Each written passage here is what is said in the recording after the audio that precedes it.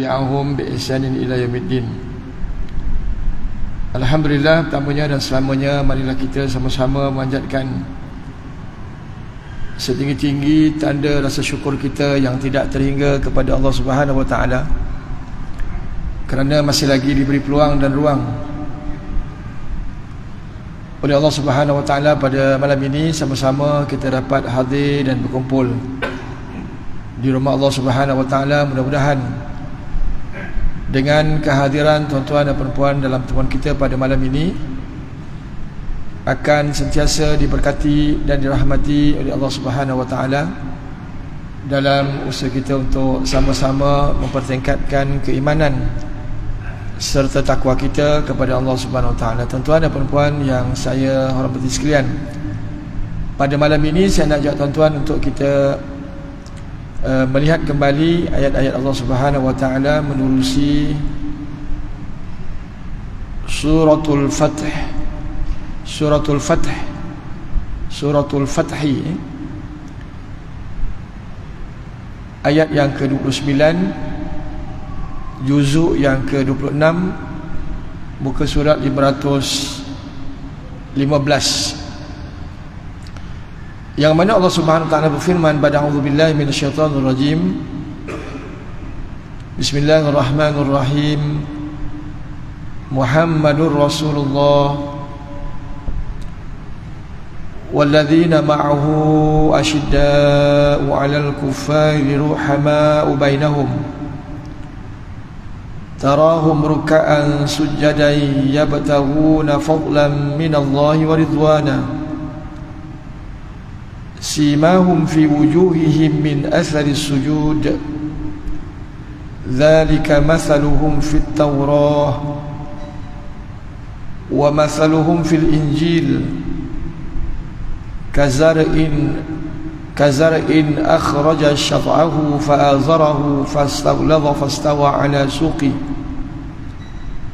yu'jibu az-zurra 'an yaghidha bihimul kuffar wa'adallahu alladhina amanu wa 'amilus salihati minhum maghfiratan wa ajran 'azima. Sadaqallahul 'azim. Ayat ini tuan-tuan atas tajuk perbincangan kita pada malam ini, iaitu sifat ataupun kriteria umat Nabi Muhammad sallallahu alaihi wasallam. Jadi pada malam ini kita nak melihat mengenai dengan sifat ini. Mudah-mudahan kita dapat melaksanakan sifat yang disebut oleh Allah Ta'ala di dalam ayat ini, dan kita berusaha untuk nak mewujudkan sifat ini dalam kehidupan kita. Kita sangat beruntung dan sangat berbahagia sebab menjadi umat Nabi Muhammad sallallahu alaihi wasallam. Kita ni semua menjadi umat Nabi Muhammad sallallahu alaihi wasallam. Nabi Muhammad merupakan Nabi yang terakhir yang diutuskan oleh Allah Subhanahu wa taala, dan umat ini merupakan umat yang terakhir yang ada di atas muka bumi ini. Allahu akbar. Lepas ni dah tak ada umat lagi dah bang. Kita ni lah yang tinggal. Dan Nabi SAW juga memiliki syafaat yang disebut sebagai syafaatul kubra yang akan diberikan kepada umat ini. Umat ini akan diberikan oleh Nabi SAW namanya syafaat di akhirat kelak. Para rasul dan para anbiya yang lain dah beri syafaat kepada umat dia. Adapun kita ni tuan-tuan, Nabi sayang pada kita, Nabi simpan syafaat ini. Lepas besok kita dalam keadaan sukar di akhirat kelak, waktu inilah tuan-tuan Nabi membantu kita dengan diberikan syafaat, keizinan oleh Allah Ta'ala untuk diberikan kepada umat ini. Jadi kita beruntung Sebab Nabi SAW yang diutuskan oleh Allah juga membawa rahmat kepada seluruh alam ini, kepada seluruh alam ini. Wa ma arsalnaka illa rahmatan lil alamin. Jadi umat Nabi Muhammad ni tuan-tuan merupakan umat yang termulia dan dimuliakan oleh Allah Subhanahu Wa Taala. Sebab apa tuan-tuan? Sebab memiliki sifat ini. Justru itu sangat penting bagi kita untuk kita nak mengenali kriteria ataupun sifat-sifat umat yang dimuliakan oleh Allah Subhanahu Wa Taala. Dalam ayat ini tuan-tuan, bagaimana Allah Subhanahu Wa Taala memulakan dengan Allah Taala menyatakan Muhammadur Rasulullah. Muhammad sallallahu alaihi wasallam itu merupakan pesuruh Allah. Merupakan pesuruh Allah. Kita nukta kat sini, berhenti sini. Nabi Muhammad SAW merupakan pesuruh Allah. Ada satu ajaran yang dah viral menyatakan bahawasanya Allah itu Muhammad, Muhammad itu Allah. Masya Allah. Tergamak dia mengatakan Allah itu Muhammad SAW, dan Nabi kita SAW merupakan Allah. Ini satu ajaran yang menyeleweng, menyimpang jauh dengan ajaran Islam yang sebenarnya. Ajaran sihak. Sihak bukan incredible hak, bukan hak organ. Sihak. Orang Melayu pakai tudung. Allahu Akbar. Ini kena hati-hati tuan-tuan. Jangan terpalit, jangan terkena dengan agenda yang menyeleweng daripada ajaran Islam yang sebenarnya. Jelas dalam ayat ini Muhammadur Rasulullah, Muhammad SAW merupakan pesuruh Allah. Itulah kenyataan Allah Ta'ala mengenai dengan Nabi kita Muhammad sallallahu alaihi wasallam. Walladzina ma'ah,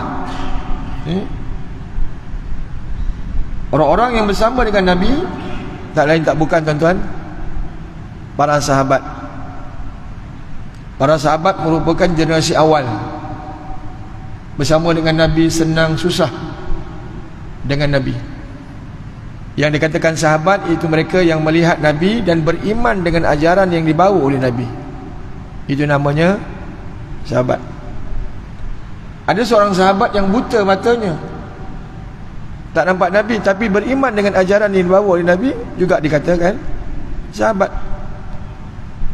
Seperti Ummul Maktum,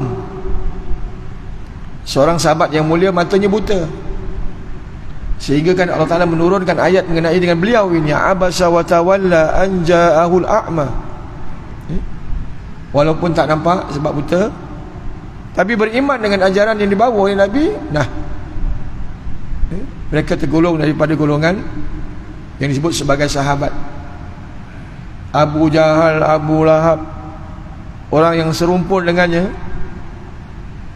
melihat Nabi tapi tak beriman dengan Nabi, itu namanya musuh Allah. Bukan sahabat. Sehingga kan Nabi SAW menyatakan dalam hadis, ashabi kan nujum, sahabat aku ini, kata Nabi, seperti nujum. Bukan nujum pak belalang. Sahabat aku ni seperti bintang. Nah tuan-tuan, bintang ni sifat dia memberi cahaya. Comel tak comel tuan-tuan bintang ni? Ada tak di kalangan kita ni kata bintang tak comel? Bintang comel. Bintang comel kan? Comel ni sebab ada cahaya. Itu comel. Kalau dia maklap, tak comel. Macam dewan ni lah tuan-tuan. Handsome-nya kita, cantiknya kita ni sebab ada cahaya ni. Itu berseri-seri muka. Cuba lampu tak ada, handsome kat mana? Sebab ada cahaya ni, kita bercahaya. Jadi sahabat aku, kata Nabi, seperti nujum, dan sesiapa saja yang kamu ikut, nescaya kamu diberi hidayah oleh Allah. Kata Nabi SAW dalam hadis yang lain, khairun nasi qarni, sebaik-baik kurun adalah kurun aku. kemudian dan kemudian dan kemudian. Jadi golongan yang terbaik ialah saat mereka bersama dengan Nabi sallallahu alaihi wasallam. Sifat inilah tuan-tuan yang kita nak ikut, yang ada pada mereka ini, pada kurun yang pertama. Sekaligus kita menjadi umat yang dimuliakan dan termulia di sisi Allah Subhanahu Wa Taala sebab kita ikut golongan yang pertama ini. Saya rasa tuan-tuan, sifat ini dah ada pada kita. Saya rasa sifat ini dah ada pada kita, cuma kita tak gilap sifat ini.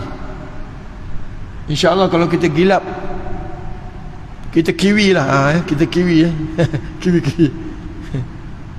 Sifat ini insyaAllah dia akan terserlah, dia akan lebih comel dalam kehidupan kita. Jadi sifat ini kita kena memperkasakan ianya dalam hidup kita.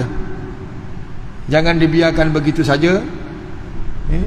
Malah sifat ini perlu dikembangkan, dizahirkan dalam kehidupan kita. Sehingga disebut dalam kitab Taurah sifat ini. Wa mathalun fil Injil, wa mathalun fil Taurah, wa mathalun fil Injil. Sifat mereka ini dah disebut dalam kitab Taurah dan juga Injil. Betapa hebatnya mereka ini. Jadi kita nak follow sifat ini. Yang pertama tuan-tuan, yang pertama yang disebut oleh Allah Ta'ala dalam Al-Quran, dalam ayat ini, asyidda'u 'alal kuffar. Yang pertama ialah bersikap tegas kepada orang-orang kafir. Bersikap tegas di sini kita kena ada prinsip, dan kita tidak boleh berkompromi dengan mereka tentang masalah teras ini. Bukan bermakna tuan-tuan bersikap tegas dengan mereka ini kita bermusuhi dengan mereka, tak. Kita berbalah dengan mereka, tidak menghormati mereka. Dan dalam Islam perkara seumpama ini tidak boleh dilakukan. Seperti mana tuan-tuan, Nabi pernah di Madinah, Nabi pernah menjadi ketua negara, kan? Nabi berhijrah dari Mekah ke Madinah.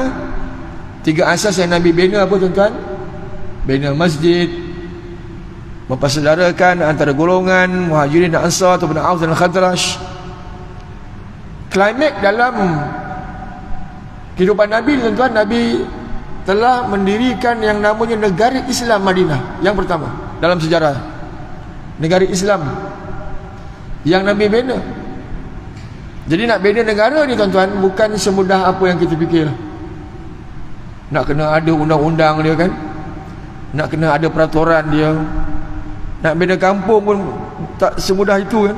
Negara bang, negara yang berdaulat, bukan negara mengikut hukum hak capral koboi. Allahu Akbar. Dan dalam negara Madinah ni tuan-tuan, bukan orang Islam je yang ada, orang Yahudi pun ada bang. Orang Yahudi bang, oi, kau kenal Yahudi tak? Yahudi ada. Yahudi ni pegangai dia tuan-tuan itulah seperti mana tuan-tuan tengok hari ni. Tak boleh pegang janji. Zaman Nabi pun tuan-tuan, pada awal Nabi bina negara Islam Madinah ini, mereka berpegang dengan suatu dasar yang namanya undang-undang dasar yang termeterai di antara orang Islam dan dengan orang bukan Islam. Nabi bina undang-undang ini yang disebut sebagai Piagam Madinah. Sama-sama memajukan ekonomi, sama-sama menjaga negara Islam dan bukan Islam. Terbina undang-undang ini, disebut sebagai undang-undang dasar antara orang Islam dan orang bukan Islam. Orang Yahudi itulah pada peringkat awal dia pegang janji, akhirnya dia kona ke laut. Zaman Nabi bang, zaman Nabi tu bukan tak tengok Nabi, nampak Nabi kona. Orang Khandak misalnya berpaling tadah. Sampai lala ni perjanjian Camp David di Washington, termeterai satu perjanjian tu, gejatan senjata. Apa aku peduli? Berdil macam biasa. Janji berdil macam biasa. Ini perangai orang Yahudi ni. Tak boleh buat kawan tuan-tuan, tak boleh buat kawan.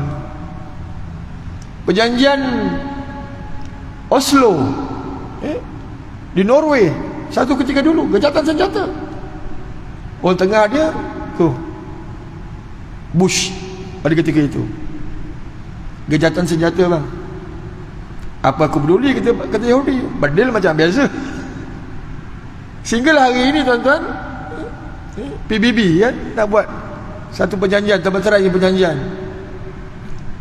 Kata Yahudi, apa peduli PBB. Berdil macam biasa. Inilah tuan-tuan, orang Yahudi bukan mudah tuan-tuan. Nabi pernah bersama dengan mereka selama 10 tahun di Madinah, terbenterai perjanjian dengan mereka. Negara majmuk, Yahudi ada, sembah berhala ada. Bang, sembah berhala bukan kecil anak bang, bukan kecil anak bukan kecil anak sembah berhala yang kau-kau punya, yang kau-kau punya, yang bapak-bapak punya. Bukan yang kecil-kecil yang bapak-bapak tahu, yang tak ada agama, etis. Negara majmuk, bayangkan tuan. Lama kemudian Nabi bina satu undang-undang yang namanya undang-undang Islam, yang perlu dipatuhi oleh seluruh umat Islam. Pada ketika itu bangsa Aus dan Khazraj. Ada dua undang-undang, satu undang-undang dasar, satu undang-undang Islam yang termeterai di antara orang Islam. Awak mencuri, siap. Awak berzina, siap. Jadi tuan-tuan, ini yang berlaku, yang saya nak bawa untuk kita renung bersamalah. Betapa sikap tegas ini bukan bermakna kita memusuhi dengan mereka. Kena faham elok-elok. Jadi sikap tegas ini kena ada prinsip, kena ada prinsip, dan juga kena ada ketegasan dalam nak mempertahankan prinsip ini, dan tidak boleh berkompromi dengan mereka tentang masalah teras dalam agama ini. Bukan hanya pada mereka, malah kepada kita, kawan-kawan, adik-beradik ke ibu ayah. Teras kita kena pegang, prinsip kita kena pegang. Contohlah malam ni, isteri ajak kita ke pasar malam depan ni. Bang, jomlah pasar malam 7 suku ni, nanti dapur tak berasap. 7 suku tengah azan ajak pasar malam. Oh, kita memang suka 7 suku tawaf kat pasar malam, kan? Tengah-tengah azan tu bertawaf dekat pasar malam. Nah, kita ada prinsip, no, bukan tak boleh yang lepas maghrib okey lah kita pergi waktu nak azan-azan ni. Itu prinsip tuan-tuan. Ni contoh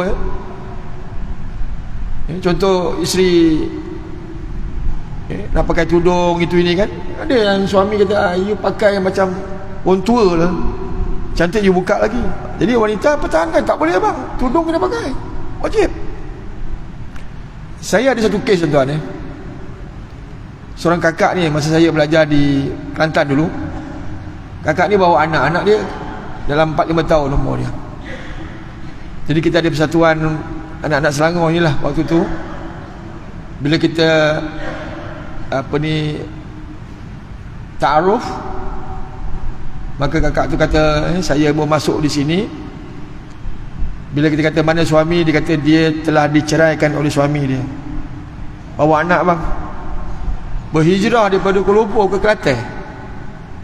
Bila kita kata sebab apanya berpisah, sebab suami dia tak suka dia pakai tudung, tak suka dia pakai tudung. Nampak? Bukan tudung, berjilbab. Suami dia kata, you pakai tudung ni tua. Nampak tua. Jadi dia nak mempertahankan prinsip pakai tudung tu. Jika suami dia berkendak yang demikian, berpisah lah. Bang, bukan mudah bang. Nak pertahankan prinsip dalam agama ini tak semudah itu. Tapi dalam konteks ini kita sebut tadi, pertahankanlah prinsip dalam beragama ini. Benda yang tak prinsip boleh kita kautim lagi. Benda yang bukan prinsip, yang bukan melibatkan akidah, yang bukan melibatkan teras dalam agama ini, kita masih lagi boleh berkompromi. Boleh? Betul? Kompromi lah kalau ianya bukan teras dalam agama. Nabi SAW tuan-tuan, tahun yang ke-3 dan ke-4 Nabi diangkat menjadi Rasul di Mekah. Nah, kita melihat bagaimana tuan-tuan orang-orang Mekah ini dia menghalang perkembangan Islam pada ketika itu. Dan mereka ini tuan-tuan, orang-orang kufar ini bukan hanya setakat mereka ini memboikot, bukan setakat mereka ini menghalang, malah mereka ini ada yang menyeksa dan membunuh orang Islam. Bang, seksa dan bunuh. Sebab apa? Pada ketika itu Islam sedang disebarkan di penduduk Mekah pada ketika itu. Dakwah Nabi SAW menyebarkan Islam di penduduk Mekah. Makin lama makin ramai orang masuk Islam. Jadi orang Mekah ni melihat perkembangan Islam yang cukup positif. Nah, dia halang, bukan halang biasa. Ada yang sahabat diseksa. Yang Bilal bin Rabah, Khabbab bin If. Seksaan dia bukan biasa-biasa bang. Seksaan mereka ni bukan biasa-biasa. Batu besar dia tak badan Bilal bin Rabah. Khabbab bin If, besi yang dipanaskan ditekap dekat badan dia bang. Kambing lembu kena pun menggelitik tu, ditekap. Tapi mereka tetap mempertahankan agama Islam. Meninggal pun meninggal lah. Oh bang, oh cuak juga tu. Cuak juga. Itulah tuan-tuan tekanan yang mereka hadapi saat itu. Nabi macam biasa terus berdakwah dan terus berdakwah. Dan saat itu tuan-tuan, orang-orang Mekah melihat keadaan itu, mereka mempelawa Nabi dengan pelawaan yang saya kira pelawaan ini kalau iman tipis memang ke laut. Iman tipis ke laut. Apa pelawaan mereka kepada Nabi tuan-tuan? Untuk memberhentikan dakwah ini, jangan disebarkan, stop. Dakwah juga merupakan teras tuan-tuan. Dakwah ni merupakan teras. Mendirikan masjid, mendirikan surau, madrasah, tuan-tuan datang ke masjid. Ini syiar, ini dakwah. Tuan-tuan bawa agama kat luar, dakwah. Bukan hanya dakwah hanya duduk kat sini. Dakwah ini begitu luas dalam maknanya. Dakwah bil hal, macam-macam cara boleh bang. Derma pun dakwah. Tuan-tuan keluar bawa topi Islam ni di luar, dakwah. Duduk dalam masyarakat, dakwah. Berbagai-bagai bentuk dakwah ni. Dan dakwah ini perlu diteruskan. Azan, dakwah. Tuan-tuan, kita menerima aduan. Kalau di Hulu Langat, di antara daerah yang paling banyak orang komplain mengenai dengan azan ini. Kalau di Petaling ni adalah, bang, orang komplain azan tu. Orang komplain azan kuat, bising. Macam nak stop ke? Suruh azan dalam masjid je. Ini prinsip. Kalau datang daripada orang bukan Islam, okey lagi lah, kita bagi penjelasan tentang azan ini. Sebab azan ni bukan benda baru memang. Azan ni bukan benda baru. Dulu-dulu dah 1445 dah azan dah dikumandangkan. Bukan benda baru. Kalau benda baru mungkin. Yang masalahnya orang Islam kacau lah. Orang Melayu kacau betul lah. Dia kata bising lah azan, ganggu dia tidur lah bang. Ganggu tidur buat apanya? Orang Islam buat aduan tu. Kita pun tak faham lah. Tapi itu yang berlaku dalam dunia hari ini. Ganggu. Tuan-tuan ni kira untung lah. Masjid kat sini speaker jauh kan dengan rumah kan. Ada yang kadang masjid ni kawasan keliling dia rumah. Memanglah bingit lah nak kata macam tu. Tuan-tuan ni keuntung agak jauh sikit kan. Saya teringat tuan-tuan, saya pernah duduk satu tempat ni. Kalau tuan-tuan biasa di Kepung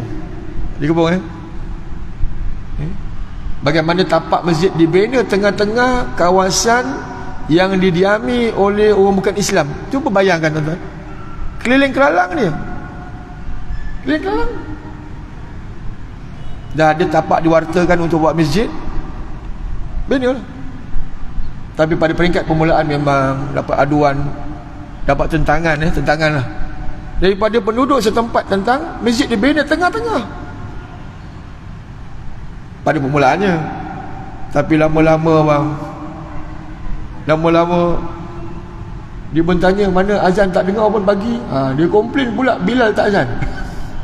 Lama-lama dia komplain Bilal tak azan bang. Oh, bukan Islam komplain tu, tak dengar azan.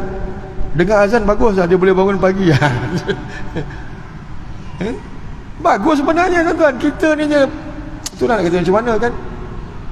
Ya ayyuhal muzammil kan, orang yang dalam selimut ni, kalau boleh dalam selimut je lah. Bangun, kau buat anzir, bangun. Nampak? Dan ramai juga yang memeluk Islam. Bang, siang-siang tu dia bawa duit, letak dalam tabung. Buat apa letak tabung? Berkat dia kata. Oh, berkat bang, kau ingat apa? Oh, bukan Islam kata berkat masuk dalam tabung. Jadi tuan-tuan, azan teras, kita tak boleh halang. Memang kena azan, nak kata macam mana kan. Jadi tuan-tuan, Nabi dipelawa dengan pelawaan yang saya kira tuan-tuan, Allahu Akbar. Kalau kita pun mungkin fikir dua kali ataupun krik lah tuan-tuan. Nabi pernah dia pelawa dengan diberikan wanita yang paling comel dekat Mekah. Wanita yang paling comel dekat Mekah, bukan dekat Setia Alam, satu Selangor dia paling cantik. Macam fikir-fikirkanlah tuan-tuan, jangan kau bayang-bayangkan. Wanita yang paling comel bang, comel. Orang Arab ni kalau comel betul kan, ke macam mana? Full package. Nabi toksir lah bang. Apa barang nak tinggalkan dakwah takat perempuan cantik seorang ni. Kalau kita mungkin krik lah. Nabi dipelawa dengan harta yang melimpah ruah. Bang, kita hari ni bekerja siang malam pagi petang nak cari harta lah bang. Betul lah ke bukan? Saya tuan-tuan, nah ini disogokkan kepada Nabi dengan syarat tinggal dakwah. Harta nak banyak mana kami bagi. Bang, Nabi toksir. Ingat tu Nabi kita ni toksir. Bang, Nabi wafat bang, Nabi tak tinggalkan harta macam kita lah bang. Dan yang ketiganya, Nabi dipelawa dengan diberikan pangkat yang begitu hebat, nombor 1 di Mekah. Bang, aku kerja ni pun nak naik pangkat bang. Kita kerja ni pun kan, lama-lama kalau boleh naik lah pangkat ya, gaji naik, pangkat pun kalau boleh naik lah. Kita kerja siang malam pagi petang. Kita mendambakan itu dalam hidup kita, betul, untuk kehidupan rumah tangga kita, anak, isteri. Nabi toksir. Sebab apa? Dakwah kena sekat. Dakwah perlu diteruskan. Sehingga Nabi bersumpah dengan nama Allah. Nabi bersumpah dengan nama Allah, demi Allah. Kata Nabi SAW, jika matahari letakkan sebelah kanan, bulan di sebelah kiri untuk meninggalkan agama ini, ma taraktuhu, no way. Allahu Akbar. Ini tuan-tuan, sebagai contoh teras dalam agama ini, kita perlu mempertahankannya. Yang kedua tuan-tuan, ruhama ubainahum. Ciri yang kedua yang perlu ada kepada umat ini, dah ada dah. Jadi bagaimana nak gilap? Ruhama ubainahum, iaitu berkasih sayang kepada sesama muslim. Di antara kita ni bang, kena ada sifat ni lah bang. Walaupun mereka itu musuh tradisi, walaupun mereka itu musuh dalam selimut, walaupun mereka itu tikam daripada belakang sekalipun, kena ada sifat kasih sayang kita kepada mereka. Jangan adakan kebencian sampai mati. Aku benci kau sampai mati. Orang Melayu juga. Bang, jangan ada sifat itulah bang. Allah Ta'ala memiliki sifat rahim. Ingat, Allah Ta'ala memiliki sifat rahim. Bismillah Ar-Rahman Ar-Rahim. Dengan nama Allah yang maha pemurah lagi maha mengasihani. Allah Ta'ala mengasihani kita semua ni bang. Allah Ta'ala curahkan sifat Allah Ta'ala mengasihani ini kepada seluruh hamba-hambanya yang mukmin. Kita lah. Bayangkan bang, kalau bukan kalau lah Allah Ta'ala tidak memiliki sifat rahim ini bang. Kau bayangkan sembahyang isyak 8.30, kita sembahyang pukul 3 bang, pukul 12 Allah Ta'ala cabut nyawa kita bang. Macam kalau tak kesian, kalau aku pun tak kesian, aku suruh datang kerja pukul 9, kau datang pukul 12, boleh tahan tak? Boleh tahan bang. Tapi Allah Ta'ala masih mengasihani kita ni bang. Subuh kadang-kadang pukul 8 tu, Allah Ta'ala cabut nyawa pukul 7 bang. Apa jadi?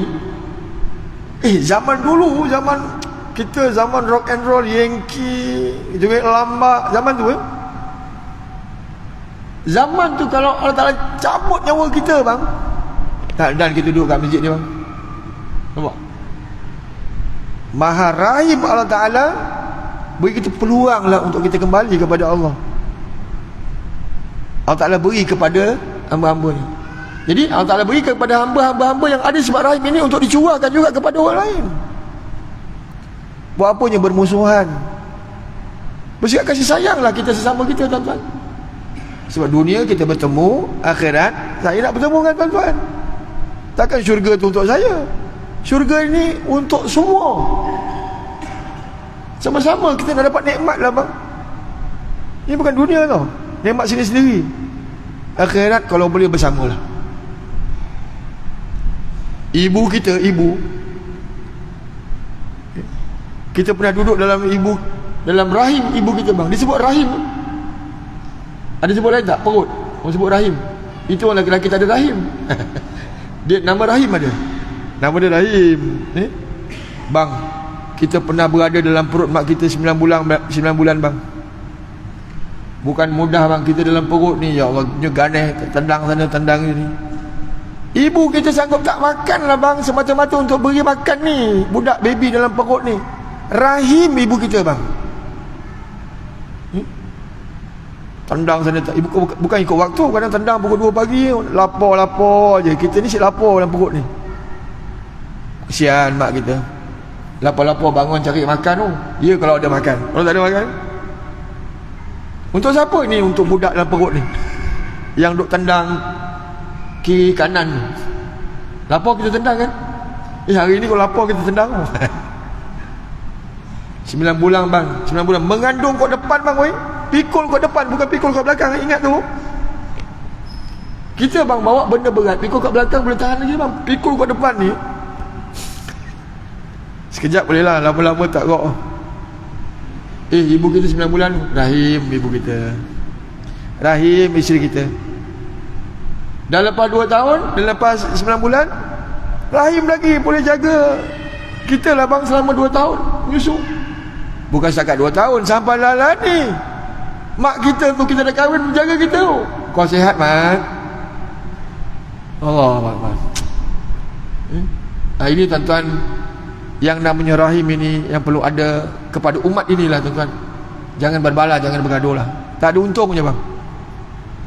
Itu kata Nabi SAW, mathlul mu'minina fi tawaddihim wa tarahumihim kamathal jasadil wahid idza ishtaka minhu udhun. Kata Nabi SAW, diumpamakan orang beriman ini, kita orang beriman, dalam mereka berkasih sayang antara mereka ini seperti tubuh yang satu bang. Ingat, kita ni seperti tubuh yang satu. Apabila sakit satu anggota, akan sakitlah seluruhnya.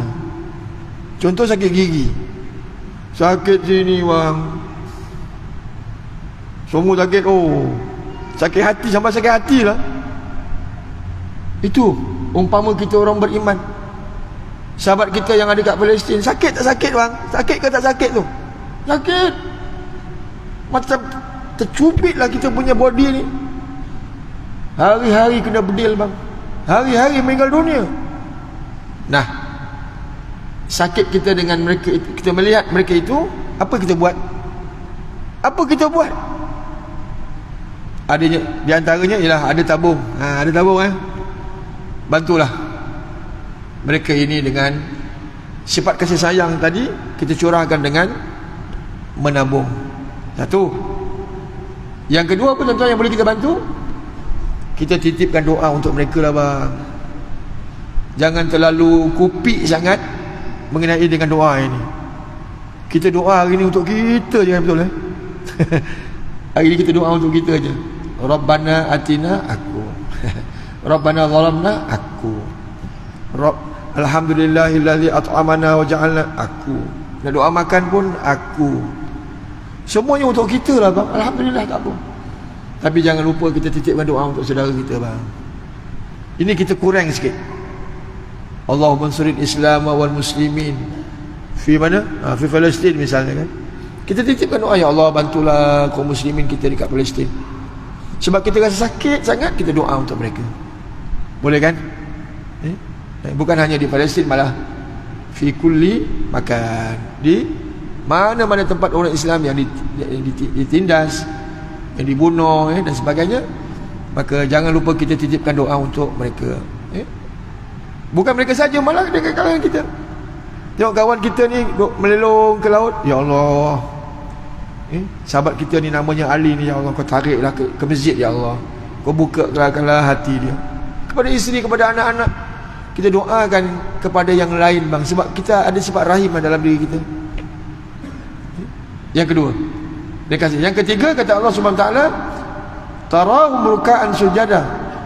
Yang ketiganya ialah sifat yang perlu ada kepada umat ini, rukuk dan sujud. Rukuk dan sujud, iaitu rukuk dan sujud di sini ialah kita berusaha untuk memantapkan pengabdian kita kepada Allah. Usaha kat arah itu dengan melakukan rukuk dan sujud. Seorang tokoh tuan-tuan yang bernama Dr. Mustafa Mansur, aktivis di Mesir, Allah yarhamu, dah meninggal dunia. Kita pergi lalu azan isyak bersama sikit lagi.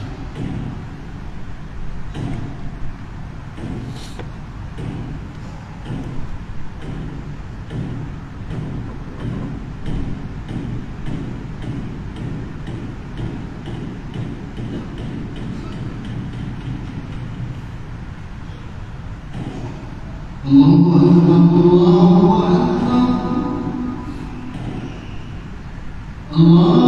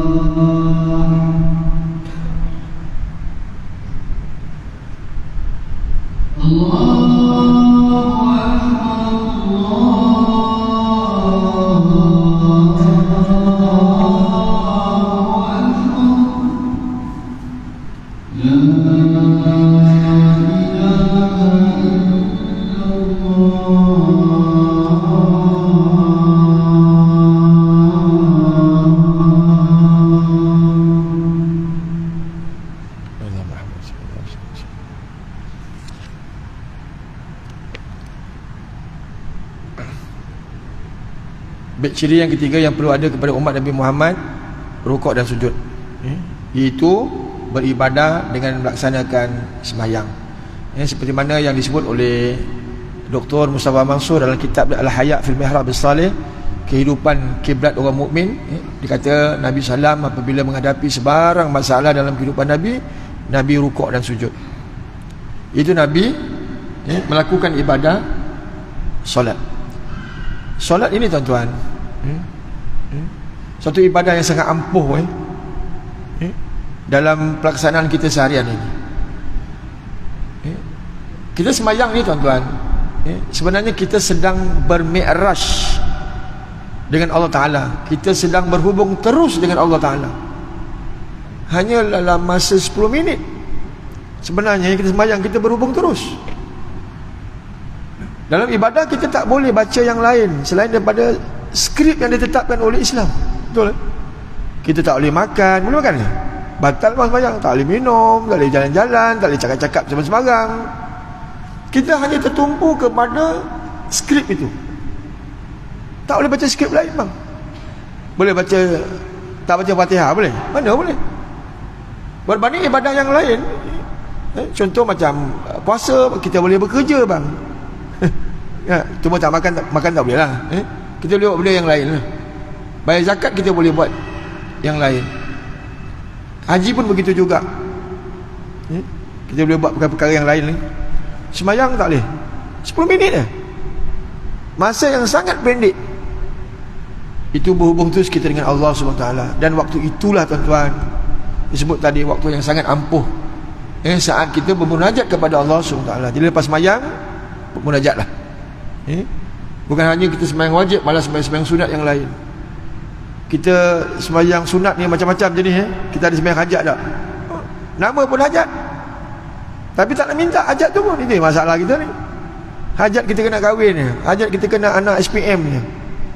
Nah, kita memang mendambakan hajat kita kepada Allah. Minta. Awak hang tak minta le. Kita tuan-tuan, semua kita ada masalah, betul lah. Masalah yang tersendiri kan. Sama ada banyak ataupun kecil lah masalah yang kita hadapi, minta. Saya ulang, minta. Saya ulang, mintalah. Seperti mana yang disebut ciri-ciri ini. Dengan melakukan sembahyang lah. Lepas sembahyang minta, lepas sembahyang minta. Kita ada sembahyang sunat-sunat yang lain yang saya kira, ya Allah, solat apa? Solat selain daripada solat hajat apa? Solat mutlak kan? Sunat mutlak. Ikutlah bang, kau nak 1000 rakaat, kau nak 2000 rakaat, dua kalau mampu buatlah bang. Solat sunat mutlak namanya. Boleh kita buat sebenarnya. Dan yang keempat, ciri yang perlu ada kepada umat ini apa tuan-tuan? Ya bertahuna fadlan minallahi wa ridwana.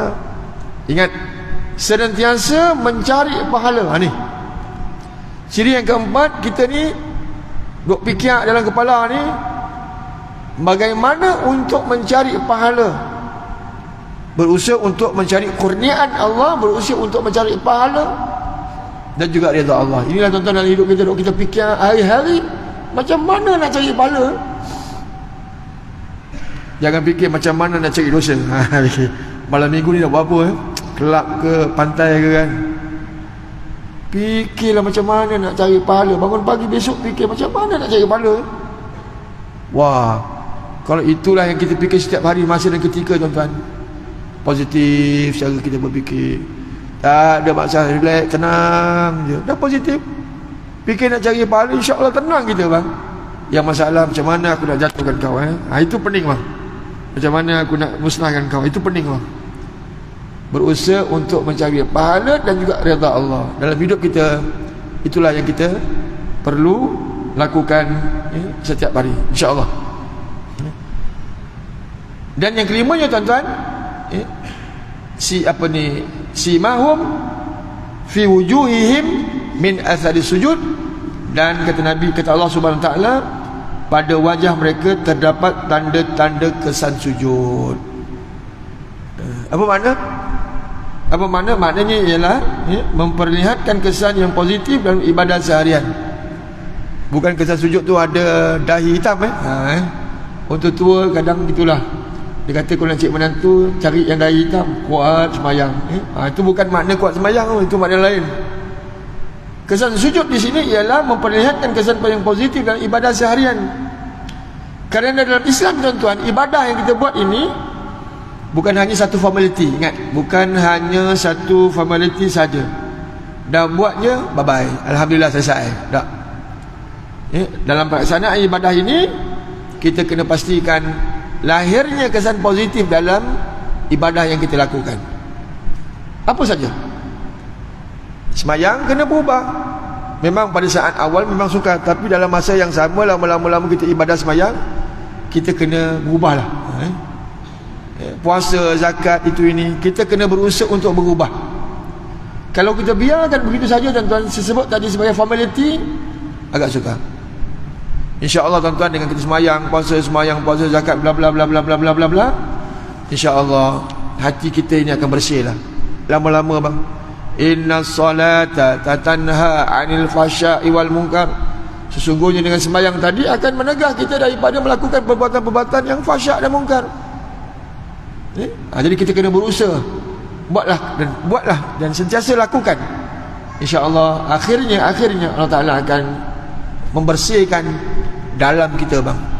Kalau dalam kita bersih, kata Sayyidina Umar, siapa yang baiki dalam batin dia, bersih, berusaha untuk membersihkan dalam dia, Allah Ta'ala akan bersihkan zahir dia pula. Jadi kita nak bersih zahir ini, dalam tu kena kasih apa panggil? Overhaul. Overhaul. Dalam tu kena sentiasa overhaul dan cuci enjin. InsyaAllah dengan kita sentiasa cuba bersihkan dalam diri kita, InsyaAllah akan terserlahlah yang kebaikan dalaman tadi di luaran dalam kehidupan kita. Jadi begitulah tuan-tuan, 5 ciri yang perlu ada kepada umat ini. Mudah-mudahan Allah Ta'ala bantu kita tuan-tuan. Sentiasalah kita berdoa kepada Allah, mudah-mudahan Allah Ta'ala bantu kita memiliki 5 sifat ini. Mudah-mudahan kita akan menjadi generasi yang dimiliki oleh para sahabat yang disebut dalam kitab Taurat dan kitab Injil. Mudah-mudahan kita dibantu oleh Allah Subhanahu Wa Ta'ala. Saya tangguh tuan-tuan, InsyaAllah kita akan bertemu dan masa dan ketika. Aku qauli hadza wa astaghfirullahaladzim li wa lakum. Assalamualaikum warahmatullahi wabarakatuh.